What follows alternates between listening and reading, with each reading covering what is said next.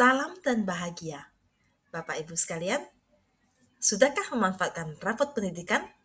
Yuk kita download di platform rapot pendidikan untuk identifikasi, refleksi, dan benahi untuk kemajuan satuan pendidikan kita. Apa sih rapot pendidikan itu? Sepertinya kok penting banget ya. Biasanya kan yang terima rapot itu kan cuma siswa-siswi peserta didik kita ya. Kenapa yang kali ini ada rapot pendidikan satuan pendidikan juga ya? Ya, tentu saja. Rapot pendidikan ini menampilkan hasil asesmen dan survei nasional suatu satuan pendidikan. Di sini, rapot pendidikan ini bisa kita jadikan sebagai acuan dalam mengidentifikasi masalah yang terjadi di satuan pendidikan kita. Setelah itu, kita refleksikan akar masalahnya dan kita benahi kualitas pendidikan secara menyeluruh. Setelah kita tahu rapot pendidikan itu apa, sekarang kita kupas yuk isinya ada apa saja. Di dalam rapot pendidikan ada kemampuan literasi, ada kemampuan numerasi, ada karakter, lalu ada iklim keamanan sekolah, ada iklim kebinekaan, dan yang terakhir adalah tentang kualitas pembelajaran. Di situ akan membahas cerminan dari satuan pendidikan kita. Rapot pendidikan sangat banyak manfaatnya. Di sini kita bisa melihat indikator layanan mana saja yang memperoleh capaian yang cukup baik. Kondisi atau fakta apa saja yang Ibu Bapak temukan di satuan pendidikan terkait capaian ini. Contoh, apa yang ditemukan pada peserta didik, tenaga kependidikan, dan lingkungan satuan pendidikan. Indikator layanan mana saja yang belum maksimal, yang masih kita rasakan nilainya di situ masih belum baik.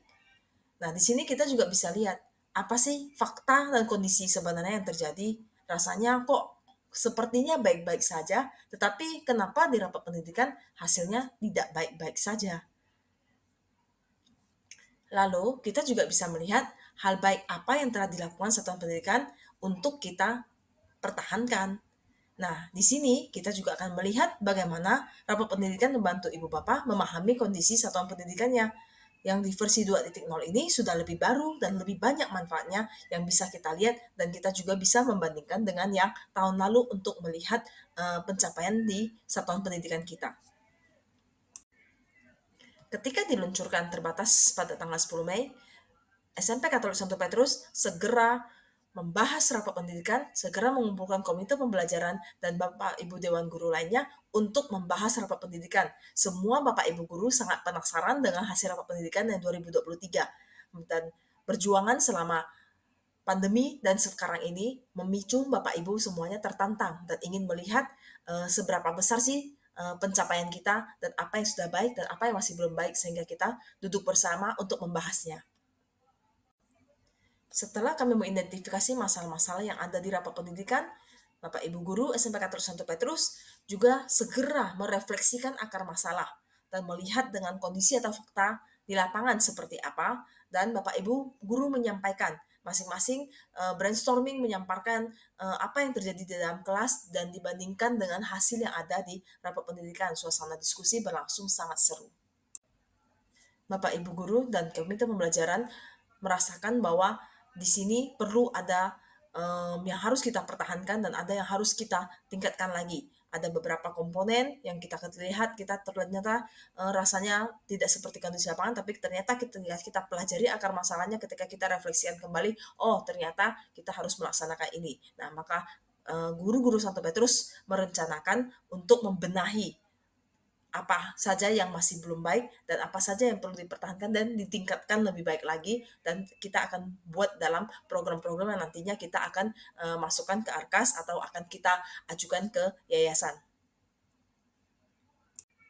Berikut ini tahap-tahap dalam membaca rapot pendidikan.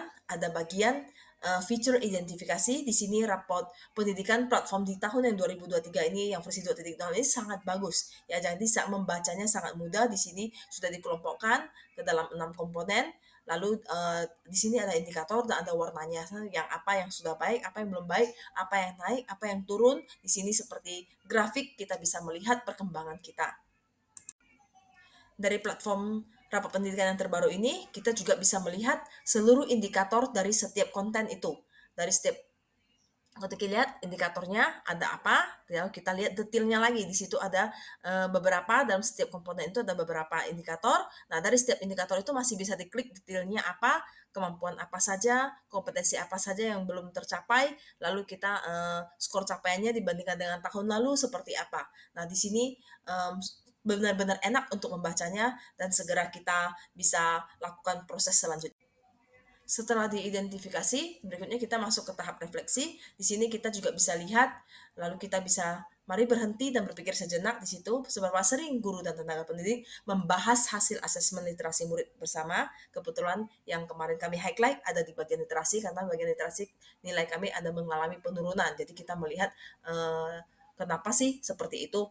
Nah, lalu dukungan apa yang sudah diberikan satuan pendidikan ya untuk meningkatkan kemampuan literasi dan murid. Di sini kita semua berefleksi, saya sebagai kepala sekolah juga berefleksi, Bapak Ibu guru juga berefleksi, dan kita juga meminta masukan kepada orang tua yang mendampingi anak-anak belajar di rumah dan juga warga-warga sekolah lainnya, dan kita berpikir bersama bahwa setiap penurunan bukan berarti itu adalah sudah kita tidak mampu apa, tapi dari setiap penurunan itu kita perlu belajar untuk meningkatkan diri lagi, perlu kita cek akar masalahnya supaya bisa kita mengatasi hal tersebut. Setelah identifikasi, refleksi, sekarang kita benahi. Nah, di sini di fitur platform ini juga ada benahi. Misalnya kita ambil salah satu contoh ini membenahi kompetensi membaca teks informasi. Nah, di sini ada inspirasi-inspirasi yang bisa kita pilih.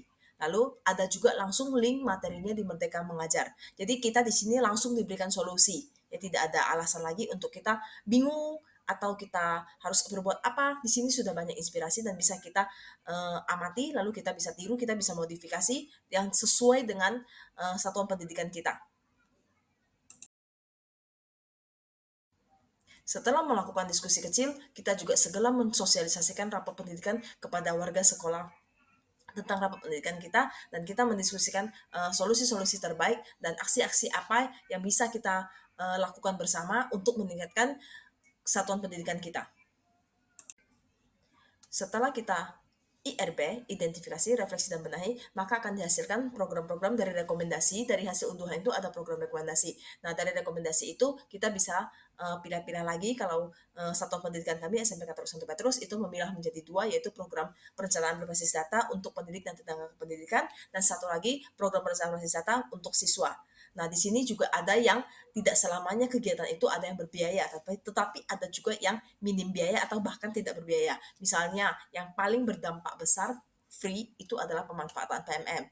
Jadi kita membahas yang pertama dari pendidik dan tenaga kependidikan, kita memanfaatkan PMM setiap Sabtu, kita komitmen kita akan manfaatkan PMM untuk memperbaiki diri kita, memperbaiki satuan pendidikan kita. Nah, yang berikutnya dari penggunaan anggaran juga kita perencanaan anggaran menggunakan ARKAS. Lalu administrasi pembelajaran kita itu kita semuanya menggunakan LMS, jadi bisa dibuka kapan saja, orang tua juga bisa membuka. Lalu tahun depan kita mau pakai juga ada, untuk akreditasi juga ada. Nah, di situ juga bagian dari digitalisasi sekolah. Yang berikutnya pembelanjaan kita menggunakan Sipla. Lalu selanjutnya kita juga berbagi praktek baik di komunitas belajar guru baik internal maupun eksternal, dan kegiatan yang terbaru yang akan kita adakan setelah kita mempelajari rapat pendidikan kita, setelah kita mengupas, maka kita juga akan menambahkan satu lagi, ketika nilai pelibatan orang tua kita masih sedikit, maka kita menambahkan komunitas belajar bersama orang tua. Jadi kita programkan di sekolah, nanti ada setiap Sabtu setelah pembelajaran PMM, ada program komunitas belajar bersama orang tua. Nah, itu program PBD untuk pendidik dan tenaga kependidikan.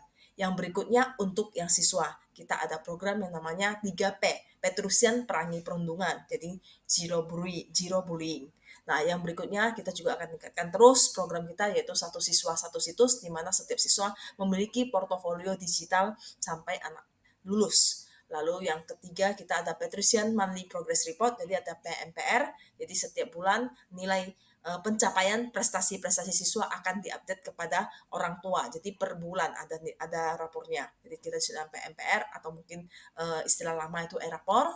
Lalu yang berikutnya kita juga untuk di program literasi kita juga meningkatkan Petrusian Reading Corner. Nah, Petrusian Reading Corner ini ada dua, yaitu yang secara fisik di atau disebut dengan pojok baca, dan satu lagi adalah bersifat digital yang kita include-kan atau kita attach-kan di website kita. Jadi di website kita ada Petrus Reading Corner seperti perpustakaan digital, tetapi di situ adalah karya-karya siswa, lalu untuk literasi, lalu ada karya-karya guru dan ibu-ibu lainnya. Lalu yang berikutnya kita juga ada program Sekolahku Rumahku Aman. Jadi seru aman.